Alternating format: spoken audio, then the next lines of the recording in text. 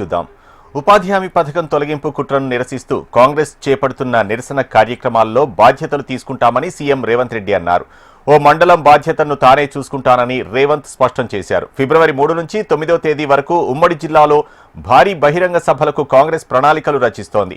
ఇందులో భాగంగా కార్యక్రమాలు, బహిరంగ సభల సమన్వయం బాధ్యత మంత్రి పొంగులేటి శ్రీనివాసరెడ్డి చూసుకుంటారని రేవంత్ తెలిపారు.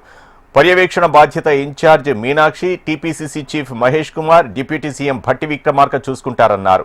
ములుగులో బహిరంగ సభ పెట్టి సోనియా, రాహుల్ గాంధీలను ఆహ్వానిస్తామని రేవంత్ అన్నారు. ఈ జాతీయ ఉపాధి హామీ పథకానికి స్ఫూర్తి మనమే, మొట్టమొదటి దేశంలో అమలు చేసింది మనమే.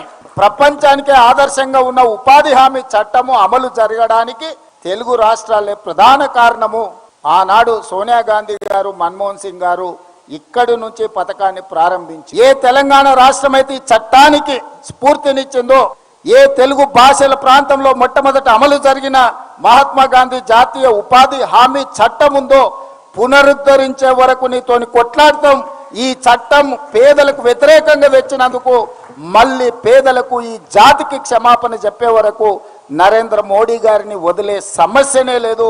దీని మీద సంపూర్ణమైన కార్యాచరణ ఏఐసిసి నుంచి ఆదేశాలు అందుకొని మనందరం కూడా క్షేత్రస్థాయిలో వెళ్ళి ప్రజలకు వివరించాలి.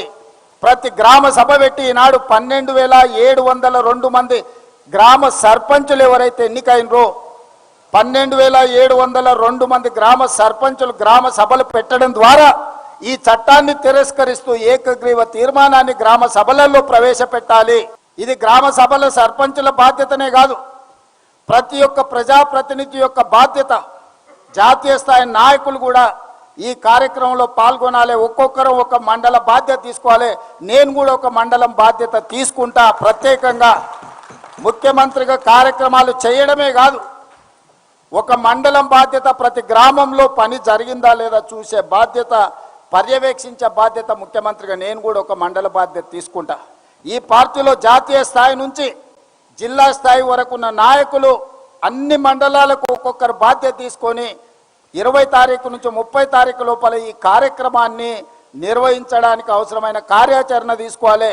ప్రతి ఒక్క మండలానికి ఒక నాయకుడి పేరు మీరు అధికారికంగా ప్రకటించాలి.